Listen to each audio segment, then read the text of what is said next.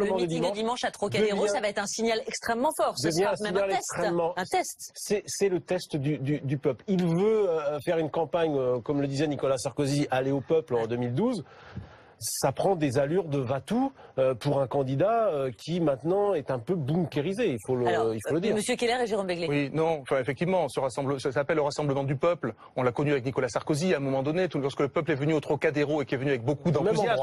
Ça crée une dynamique, véritablement, les gens étaient très enthousiastes. Là, c'est pas le cas. Attendez, vous n'avez pas encore vu si dimanche... C'est la grande question. Il y aura du monde. Trocadéro est noir de monde, qu'il y a des ténors aux côtés de François Fillon.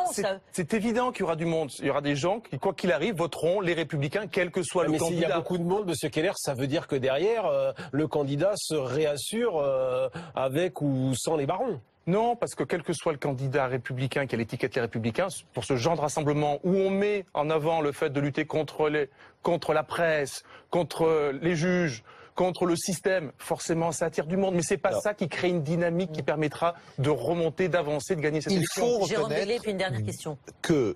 Il y avait du monde à Nîmes aujourd'hui, près de 3000 personnes, que c'était pas forcément ce qui était attendu par l'équipe du candidat ce matin. Et que, selon mes informations, il semblerait que ça se passe pas trop mal pour la préparation de la manifestation ou du meeting, comme vous voulez, de dimanche à Paris.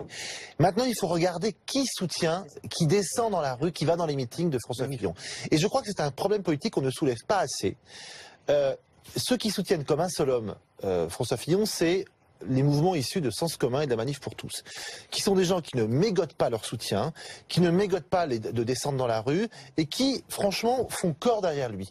Mais ça pose un problème sur la ligne politique. On a vu ce soir à Nîmes, quand même, un glissement du discours de François Fillon vers la droite.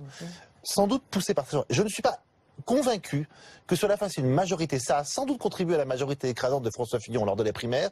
Je ne suis pas certain, loin s'en faut, que ça se fasse à majorité les 23 avril et au mois de mai. Merci Jérôme Begley. Franck Keller, une dernière question très vite. Nicolas Dupont-Aignan était à votre place il y a un instant. Il vous appelle à le rejoindre. Il y a une proximité entre ce que propose Nicolas Dupont-Aignan et François Fillon. Est-ce que c'est une possibilité? Vous pourriez le rejoindre? Non, absolument pas. Absolument pas. La France, effectivement, le programme de Nicolas Dupont-Aignan ne correspond absolument pas à celui que veut la volonté des militants de la droite et du centre. Il y a une volonté de réformer, d'être libéral. Il n'est absolument pas libéral, de réformer en profondeur. Par contre, ce qui est bien, c'est son côté, effectivement, de probité, d'appel, de charte éthique. Il est impératif d'appeler et de mettre en place des chartes éthiques. Là, on parle de sujet, mais il n'y a pas de charte éthique mise en place. C'est impératif et nécessaire. Merci beaucoup. Merci d'être venu ce soir en direct. Franck Keller, Jérôme Begley, Bruno Jeudi. On se retrouve dans une seconde. Merci.